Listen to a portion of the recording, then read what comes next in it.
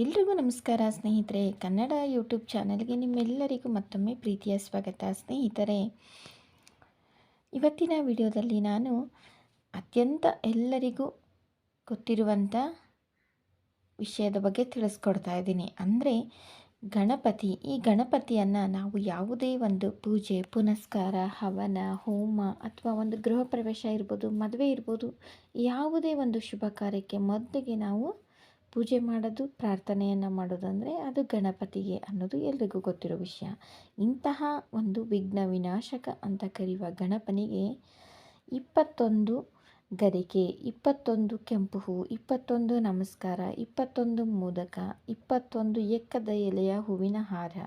ಈ 21 ಅನ್ನುವ ಒಂದು ಸಂಖ್ಯೆಗೂ ಗಣಪತಿಗೂ ಇರುವ ನಂಟೇನು ಮತ್ತು ಇದರ ಹಿಂದೆ ಇರುವ ಪೌರಾಣಿಕ ಕಥೆ ಏನು? ಅಷ್ಟೇ ಅಲ್ಲದೆ ಗಣಪತಿಗೆ 21 ಗರಿಕೆಯನ್ನು ಇಟ್ಟು ನಾವು ಸಂಕಷ್ಟಹರ ಚತುರ್ಥಿ ದಿನ ಪೂಜೆಯನ್ನು ಮಾಡ್ತೀವಿ. ಹಾಗೆ 21 ಮೋದಕಗಳನ್ನ ಅರ್ಪಿಸ್ತೀವಿ ಮತ್ತು 21 ನಮಸ್ಕಾರಗಳನ್ನ ಹೇಳ್ತೀವಿ, 21 ನಾಮಗಳನ್ನ ಉಚ್ಚಾರಣೆ ಮಾಡ್ತೀವಿ. ಅಷ್ಟೇ ಅಲ್ಲದೆ ಈ ಒಂದು 21 ಸಂಖ್ಯೆಗೂ ಈ ವಿಘ್ನ ವಿನಾಶಕ ಗಣಪತಿಗೂ ಇರುವ ನಂಟೇನು? ಇದರ ಸಂಪೂರ್ಣ ಮಾಹಿತಿನ ಇವತ್ತಿನ ವಿಡಿಯೋದಲ್ಲಿ ತಿಳಿಸ್ಕೊಡ್ತಾ ಇದ್ದೀನಿ ಸ್ನೇಹಿತರೆ. ವಿಡಿಯೋವನ್ನು ಎಲ್ಲಿ ಸ್ಕಿಪ್ ಮಾಡಬೇಡಿ, ಪೂರ್ತಿಯಾಗಿ ನೋಡಿ. ವಿಡಿಯೋ ಸ್ವಲ್ಪನಾದರೂ ಇಷ್ಟ ಅನಿಸಿದರೆ ವಿಡಿಯೋಗೆ ಲೈಕ್ ಮಾಡೋದನ್ನು ಮರಿಬೇಡಿ. ಹಾಗೆ ಹೊಸಬ್ರು ಯಾರಾದರೂ ನನ್ನ ಚಾನಲನ್ನು ನೋಡ್ತಾ ಇದ್ದರೆ ಪ್ಲೀಸ್ ದಯವಿಟ್ಟು ಸಬ್ಸ್ಕ್ರೈಬ್ ಮಾಡಿಕೊಂಡು ಸಪೋರ್ಟ್ ಮಾಡಿ. ಅಷ್ಟೇ ಅಲ್ಲದೆ ಇನ್ನಷ್ಟು ಹೊಸ ಮಾಹಿತಿಗಳೊಂದಿಗೆ ಮತ್ತೆ ನನ್ನ ಚಾನಲನ್ನು ತಪ್ಪದೆ ಸಬ್ಸ್ಕ್ರೈಬ್ ಮಾಡಿದರೆ ನಾನು ಹಾಕುವಂಥ ಎಲ್ಲ ವಿಡಿಯೋಗಳ ನೋಟಿಫಿಕೇಷನ್ ನಿಮಗೆ ಬರುತ್ತೆ. ನೀವು ಎಲ್ಲರಿಗಿಂತ ಮುಂಚೆ ವಿಡಿಯೋವನ್ನು ನೋಡ್ಬೋದು ಸ್ನೇಹಿತರೆ. ಈ ಗಣಪತಿಯ ಬಗ್ಗೆ ಎಷ್ಟು ಹೇಳಿದ್ರೂ ಕಡಿಮೆನೇ. ಹಾಗಾಗಿ ಇವತ್ತಿನ ಈ ವಿಡಿಯೋದಲ್ಲಿ 21 ಸಂಖ್ಯೆಗೂ ಗಣಪತಿಗೂ ಇರುವ ನಂಟೇನು ಅದನ್ನು ಸಂಪೂರ್ಣವಾಗಿ ತಿಳ್ಕೊಳ್ಳೋಣ ಸ್ನೇಹಿತರೆ. ವಿಡಿಯೋ ತುಂಬ ಚೆನ್ನಾಗಿರುತ್ತೆ. ಅದರ ಹಿಂದೆ ಪೌರಾಣಿಕ ಕಥೆ ಏನು ಅದನ್ನು ಸಹ ತಿಳಿಸ್ಕೊಡ್ತಿದ್ದೀನಿ. ವಿಡಿಯೋನ ಪೂರ್ತಿಯಾಗಿ ನೋಡಿ. ವಿಡಿಯೋ ಇಷ್ಟ ಆದರೆ ಲೈಕ್, ಶೇರ್, ಕಮೆಂಟ್ ಮಾಡೋದನ್ನು ಮರಿಬೇಡಿ ಸ್ನೇಹಿತರೆ. ಹಾಗೆ ಹೊಸಬ್ರಾರಾದರೂ ನನ್ನ ಚಾನಲನ್ನು ನೋಡ್ತಿದ್ರೆ ದಯವಿಟ್ಟು ಸಬ್ಸ್ಕ್ರೈಬ್ ಮಾಡಿಕೊಂಡು ಸಪೋರ್ಟ್ ಮಾಡಿ ಸ್ನೇಹಿತರೆ. ಹಾಗಿದ್ರೆ ತಡ ಮಾಡೋದು ಬೇಡ, ವಿಡಿಯೋನ ಶುರು ಮಾಡೋಣ ಬನ್ನಿ ಸ್ನೇಹಿತರೆ. ವಿಘ್ನ ವಿನಾಶಕ, ಸಂಕಷ್ಟಹರ ಅಂತ ಕರೆಯುವ ಗಣಪತಿಯನ್ನು ಎಲ್ಲ ದೇವರುಗಳಲ್ಲಿ ಮೊದಲ ಪೂಜೆ, ಅಗ್ರಗಣ್ಯ ಪೂಜೆ ಅಂತ ಪರಿಗಣಿಸಲಾಗುತ್ತದೆ. ಯಾವುದೇ ಶುಭ ಕಾರ್ಯವನ್ನು ಆರಂಭಿಸುವ ಮುನ್ನ ನಾವು ಗಣಪತಿಗೆ ಮೊದಲು ಪೂಜೆಯನ್ನು ಸಲ್ಲಿಸಿ ನಂತರ ಕಾರ್ಯವನ್ನು ಕೈಗೆತ್ತಿಕೊಳ್ಳಲಾಗುತ್ತದೆ. ಮಹಾಕಾವ್ಯವಾದ ಮಹಾಭಾರತದ ಕುರಿತು ಸಾಮಾನ್ಯವಾಗಿ ಎಲ್ರಿಗೂ ತಿಳಿದಿದೆ. ಈ ಕಾವ್ಯವನ್ನು ಗಣಪತಿ ದೇವರೇ ಮಹರ್ಷಿ ವೇದವ್ಯಾಸರ ಆದೇಶದ ಮೇರೆಗೆ ಗಣಪತಿಯು ಮಹಾಭಾರತ ಕಾವ್ಯವನ್ನು ಬರೆಯುತ್ತಾನೆ. ಮಹಾಭಾರತದ ಕಥೆಯ ಇನ್ನೊಂದು ಪ್ರಮುಖವಾದ ಅಂಶವೆಂದರೆ ಮಹಾಭಾರತದ ಯುದ್ಧದ ಸಮಯದಲ್ಲಿ ಗಣೇಶನು ಪಾಂಡವರಿಗೆ ವಿಶೇಷವಾದ ಒಂದು ವರವನ್ನು ಸಹ ನೀಡಿದನು. ಈ ವರದಿಂದಲೇ ಪಾಂಡವರು ಯುದ್ಧವನ್ನು ಸಂಪೂರ್ಣವಾಗಿ ಗೆದ್ದರು ಎಂದು ಸಹ ಹೇಳಲಾಗುತ್ತದೆ ಸ್ನೇಹಿತರೆ. ಇಂತಹ ಮಹಾವಿಘ್ನ ವಿನಾಶಕ ಗಣಪತಿಗೆ ಇವತ್ತಿನ ವಿಡಿಯೋದಲ್ಲಿ 21 ಸಂಖ್ಯೆಯ ಮಹತ್ವವಿರುವ ಗರಿಕೆ ಮತ್ತು ಮೋದಕ ಮತ್ತು ಕೆಂಪು ಹೂ, ಎಕ್ಕದ ಹೂವಿನ ಹಾರ, ಇಂತಹ 21 ವಸ್ತುಗಳನ್ನ ಗಣಪತಿಗೆ ಯಾಕೆ ಅರ್ಪಿಸ್ತೀವಿ, ಇದರ ಹಿಂದೆ ಇರುವ ಒಂದು ಪೌರಾಣಿಕ ಕಥೆ ಏನು ಅನ್ನೋದನ್ನು ತಿಳಿಸ್ಕೊಡ್ತಾ ಇದ್ದೀನಿ ಸ್ನೇಹಿತರೆ. ಶಿವಪಾರ್ವತಿಯರ ಪ್ರೀತಿಯ ಪುತ್ರ, ಅಗ್ರಗಣ್ಯ ಅಧಿಪತಿ ಅಂತ ಕರೆಯುವ ವಿಘ್ನ ವಿನಾಶಕ ಗಣಪತಿಗೆ ಗರಿಕೆ ಅಥವಾ ದೂರ್ವೆಯನ್ನು ಯಾಕೆ ಅರ್ಪಿಸ್ತೀವಿ, ಅದರ ಮಹತ್ವವೇನು ತಿಳ್ಕೊಳ್ಳೋಣ ಬನ್ನಿ ಸ್ನೇಹಿತರೆ. ಗಣಪತಿಗೆ ದೂರ್ವೆ ಅಥವಾ ಗರಿಕೆ ತುಂಬಾ ಪವಿತ್ರವಾದದ್ದು. ಮಂಗಳವಾರ, ಸಂಕಷ್ಟಹರ ಚತುರ್ಥಿ, ಗಣೇಶ ಚತುರ್ಥಿ ವಿಶೇಷ ದಿನಗಳಲ್ಲದೆ ಬೇರೆ ದಿನ, ವಾರ ಹಾಗೂ ವಿಶೇಷ ಮಾಸಗಳಲ್ಲಿ ಹರಕೆಗಂತನೋ, ಮಕ್ಕಳ ಪರೀಕ್ಷೆ ಸಲುವಾಗಿಯೋ ಅಥವಾ ನಾವು ಮಾಡಿಕೊಂಡ ಸಂಕಲ್ಪಗಳಿಗೆ ಎಳೆ ಗರಿಕೆ ಹುಲುಸಾಗಿ ಬೆಳೆದಾಗ ಇಂತಹ ಹಲವು ಕಾರಣಗಳಿಗಾಗಿ ಗರಿಕೆಗಳನ್ನು ಬಿಡಿಸಿ ಶುದ್ಧವಾಗಿ ತೊಳೆದು ಚೆನ್ನಾಗಿರುವ ಎಸಳುಗಳನ್ನು ಆರಿಸಿ ಅದರಲ್ಲಿ 21 ಎಣಿಸಿ ಒಂದು ಸಣ್ಣ ಕಟ್ಟಿನ ರೀತಿಯಾಗಿ ಕಟ್ಟಿ ಅದಕ್ಕೆ ಅರಿಶಿನ, ಕುಂಕುಮ, ಅಕ್ಷತೆಯನ್ನು ಹಚ್ಚಿ ಗಣಪತಿಯ ಬಲಭಾಗದಲ್ಲಿ ಇಟ್ಟು ಭಕ್ತಿಯಿಂದ ಬೇಡಿಕೊಂಡರೆ ಜನ್ಮ ಸಾರ್ಥಕ ಅನಿಸುತ್ತದೆ. ಅಷ್ಟೇ ಅಲ್ಲದೆ ನಮ್ಮ ಹಿಂದೂ ಧರ್ಮದಲ್ಲಿ ಒಂದೊಂದು ದೇವರಿಗೆ ಒಂದೊಂದು ರೀತಿಯ ಹೂವುಗಳು, ಪತ್ರೆಗಳು ಪ್ರಿಯವಾಗಿದ್ದು ವಿಷ್ಣುಗೆ ತುಳಸಿ ಪ್ರಿಯನಾದರೆ ಶಿವನಿಗೆ ಬಿಲ್ವಪತ್ರೆ, ಹಾಗೆ ಗಣೇಶನಿಗೆ ಗರಿಕೆ ಶ್ರೇಷ್ಠ.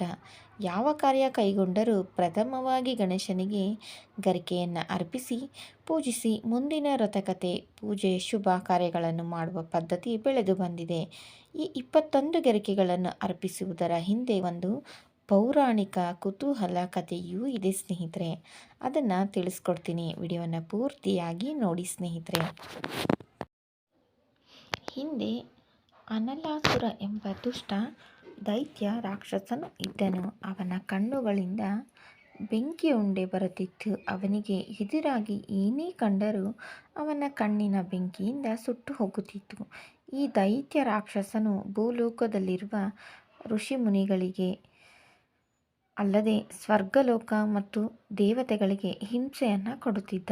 ಇವನ ಕಾಟ ಸಹಿಸಲಾಗದೆ ದೇವಾನುದೇವತೆಗಳೆಲ್ಲ ಸೇರಿ ಶಿವನಲ್ಲಿ ಬಂದು, ಭಗವಂತ, ಈ ರಾಕ್ಷಸನ ಉಪಟಳದಿಂದ ನಮ್ಮನ್ನು ರಕ್ಷಿಸು ಎಂದು ಪ್ರಾರ್ಥಿಸಿಕೊಂಡರು. ಆಗ ಶಿವನು ದೇವತೆಗಳ ಮೊರೆಯನ್ನು ಆಲಿಸಿ ರಾಕ್ಷಸನನ್ನು ಸಂಹಾರ ಮಾಡಲು ಗಣೇಶನಿಂದ ಮಾತ್ರ ಸಾಧ್ಯ ಎಂದು ಗಣೇಶನನ್ನು ಕರೆದು ರಾಕ್ಷಸನನ್ನು ಸಂಹಾರ ಮಾಡುವಂತೆ ಹೇಳುತ್ತಾರೆ. ತಂದೆಯ ಆಜ್ಞೆಯಂತೆ ಗಣೇಶ ಅನಲ ಅಸುರನೊಡನೆ ಯುದ್ಧವನ್ನು ಮಾಡುತ್ತಾನೆ. ಆದರೆ ರಾಕ್ಷಸನು ತನ್ನ ಕಣ್ಣಿನ ಬೆಂಕಿ ಉಂಡೆಗಳಿಂದ ಗಣೇಶನನ್ನು ಸುಡಲು ಬರುತ್ತಾನೆ. ಗಣೇಶನು ಉಗ್ರರೂಪಿಯಾಗಿ ದೈತ್ಯಾಕಾರದಲ್ಲಿ ಬೆಳೆದು ರಾಕ್ಷಸನನ್ನು ನುಂಗಿಬಿಡುತ್ತಾನೆ. ಬೆಂಕಿ ಉಂಡೆಗಳು ಕಣ್ಣಿನ ರಾಕ್ಷಸನನ್ನು ನುಂಗಿದ್ದ ಕಾರಣ ಗಣೇಶನ ಹೊಟ್ಟೆ ಉಬ್ಬಿ ದೇಹದಲ್ಲಿ ಉಷ್ಣಾಂಶ ಹೆಚ್ಚಾಗಿ ಗಣೇಶನಿಗೆ ಹೊಟ್ಟೆ ಉರಿ ಶುರುವಾಗುತ್ತದೆ. ಅದರ ಉಪಶಮನಕ್ಕಾಗಿ ಔಷಧಿಗಳನ್ನು ತೆಗೆದುಕೊಂಡರೂ ಹೊಟ್ಟೆ ಉರಿ ಕಡಿಮೆಯಾಗಲಿಲ್ಲ. ಗಣೇಶನ ಒದ್ದಾಟವನ್ನು ನೋಡಿದ ದೇವತೆಗಳು ಹಾಗೂ ತ್ರಿಮೂರ್ತಿಗಳು ಚಿಂತೆಯಲ್ಲಿ ಮಗ್ನರಾಗುತ್ತಾರೆ. ಋಷಿಮುನಿಗಳೆಲ್ಲ ಸೇರಿ 21 ಗರಿಕೆ ಹುಲ್ಲು ತಂದು ಕಟ್ಟುಕಟ್ಟಿ ಗಣೇಶನ ತಲೆಯ ಮೇಲೆ ಇಡುತ್ತಾರೆ. ಇದರಿಂದ ಗಣೇಶನ ಹೊಟ್ಟೆ ಉರಿ ಶಮನವಾಗಿ ದೇಹ ತಂಪಾಗುತ್ತದೆ. ಇದರಿಂದ ಸಂತೋಷಗೊಂಡ ಗಣೇಶ, ಯಾರು ನನಗೆ 21 ಗರಿಕೆ ಹುಲ್ಲನ್ನು ಭಕ್ತಿಯಿಂದ ಅರ್ಪಿಸಿ ಆರಾಧಿಸುತ್ತಾರೋ ಅವರನ್ನು ಅನುಗ್ರಹಿಸುತ್ತೇನೆ ಎಂದು ಅಭಯಹಸ್ತವನ್ನು ನೀಡುತ್ತಾನೆ. ಹೀಗಾಗಿ ಗಣೇಶನಿಗೆ ಗರಿಕೆ ಬಹಳ ಪ್ರಿಯ ಹಾಗೂ ಶ್ರೇಷ್ಠವಾಗಿದ್ದು ಸ್ನೇಹಿತರೆ. ಹಾಗಾಗಿ ನಮ್ಮ ಸಕಲ ಸಂಕಷ್ಟಗಳನ್ನು ನಿವಾರಣೆ ಮಾಡುವ ಗಣಪತಿಗೆ 21 ಗರಿಕೆಯನ್ನು ಅರ್ಪಿಸುವುದು ಒಂದು ವಾಡಿಕೆಯಾಗಿದೆ. ಅಷ್ಟೇ ಅಲ್ಲದೆ 21 ಗರಿಕೆಯಿಂದ ಗಣೇಶನ ಒಂದು ಹೊಟ್ಟೆಯ ಉಪಶಮನವೂ ಸಹ ಆಗುತ್ತದೆ ಸ್ನೇಹಿತರೆ. ಹಾಗಾಗಿ ಗಣೇಶನಿಗೆ ಪ್ರಿಯವಾದ 21 ಗರಿಕೆ ಗಣೇಶನಿಗೆ ಅತ್ಯಂತ ಪ್ರಿಯವಾಗಿದೆ ಎನ್ನುವ ಒಂದು ನಂಬಿಕೆಯಿಂದ ನಾವು ಗಣಪತಿಗೆ 21 ಗರಿಕೆಯನ್ನು ಅರ್ಪಿಸುವುದು ಅಂದಿನಿಂದ ರೂಢಿಯಲ್ಲಿದೆ ಸ್ನೇಹಿತರೆ. ಇನ್ನು ಅಷ್ಟೇ ಅಲ್ಲದೆ ಇನ್ನೊಂದು ಪೌರಾಣಿಕ ಕಥೆಯ ಪ್ರಕಾರ ಒಮ್ಮೆ ಅತ್ರಿ ಮಹರ್ಷಿಗಳು ಶಿವನ ಕುಟುಂಬದವರನ್ನು ಔತಣಕ್ಕೆ ಆಹ್ವಾನಿಸುತ್ತಾರೆ. ಅನಸೂಯ ದೇವಿ ಅವರಿಗಾಗಿ ವಿಶೇಷ ಆಹಾರ ಪದಾರ್ಥಗಳನ್ನು ತಯಾರಿಸಿರುತ್ತಾಳೆ. ಶಿವನು ತನ್ನ ಕುಟುಂಬ ಸಮೇತ ಅತ್ರಿ ಮಹರ್ಷಿಗಳ ಮನೆಗೆ ಬರುತ್ತಾರೆ. ಅನಸೂಯ ದೇವಿ ಹೇಳಿದಳು, ಬಾಲಗಣೇಶನಿಗೆ ಮೊದಲ ಊಟ ಬಡಿಸಿ ನಂತರ ಎಲ್ಲರಿಗೂ ಬಡಿಸುತ್ತೇನೆ ಎಂದು. ಗಣೇಶನನ್ನು ಕೂರಿಸಿ ಊಟ ಬಡಿಸಿದಳು. ಮಾಡಿದ ಅಡಿಗೆ ಎಲ್ಲ ಖಾಲಿಯಾಯಿತು. ಆದರೂ ಗಣೇಶನಿಗೆ ಹೊಟ್ಟೆ ತುಂಬಲಿಲ್ಲ. ಶಿವಪಾರ್ವತಿಯರಿಗೂ ಹಸಿವಾಗಿದೆ. ಆದರೆ ಗಣೇಶನೇ ಎಲ್ಲವನ್ನು ಊಟ ಮಾಡಿ ಇನ್ನು ಹಸಿವೆ ಎನ್ನುತ್ತಿದ್ದಾನೆ. ಆಗ ಅನಸೂಯ ದೇವಿ ಕಾಯಿ ಬೆಲ್ಲವನ್ನು ಬೆರೆಸಿ ಹೂರ್ಣ ಮಾಡಿ ಕಲಸಿದ ಹಿಟ್ಟನ್ನು ತಟ್ಟಿ ಅದರೊಳಗೆ ಹೂರ್ಣ ತುಂಬಿ ಉಂಡೆಯಂತೆ ಮಾಡಿ ಬೇಯಿಸಿ ಗಣೇಶನಿಗೆ ತಿನ್ನಲು ಕೊಟ್ಟಳು. ಅದನ್ನು ಬಾಯಿಗೆ ಹಾಕಿ ಚಪ್ಪರಿಸಿಕೊಂಡು ತಿಂದ ಗಣೇಶನಿಗೆ ಹೊಟ್ಟೆ ತುಂಬಿ ಬಂತು. 21 ಸಲ ತೇಗು ತೇಗಿದ ಮಗನಿಗೆ ಹೊಟ್ಟೆ ತುಂಬಿ ಹರ್ಷವಾಗಿದ್ದನ್ನು ನೋಡಿ ಶಿವನಿಗೂ ತೇಗು ಬಂದಿತು. ಗಣೇಶನ ಸಂತೋಷ ಕಂಡು ಪಾರ್ವತಿಗೂ ಸಮಾಧಾನವಾಯಿತು. ನನ್ನ ಮಗ ಗಣೇಶನು ಪ್ರಸನ್ನನಾಗಬೇಕಾದರೆ 21 ದೂರ್ವೆ ಅರ್ಪಿಸಿ ಪೂಜೆ ಮಾಡಿ 21 ಮೋದಕಗಳನ್ನು ನೈವೇದ್ಯ ಮಾಡಿ 21 ಪ್ರದಕ್ಷಿಣೆ ನಮಸ್ಕಾರ ಮಾಡಿದವರ ಸಕಲ ಕಷ್ಟಗಳು ಪರಿಹಾರ ನಿವಾರಣೆ ಆಗಲಿ ಎಂದು ಶಿವನು ವರವನ್ನು ಕೊಡುತ್ತಾನೆ ಸ್ನೇಹಿತರೆ. ಹಾಗಾಗಿ ಗಣಪತಿಗೆ 21 ಮೋದಕ, 21 ದೂರ್ವೆ ಅಥವಾ ಗರಿಕೆಯನ್ನು ಅರ್ಪಿಸಿ ಯಾರು 21 ಪ್ರದಕ್ಷಿಣೆ 21 ಗಣಪತಿಯ ನಾಮಗಳನ್ನ ಹೇಳಿ ಪೂಜೆಯನ್ನು ಮಾಡ್ತಾರೋ ಅವರ ಸಕಲ ಸಂಕಷ್ಟಗಳನ್ನು ನಿವಾರಣೆ ಮಾಡುವಂಥ ಶಕ್ತಿ ಪರಶಿವನು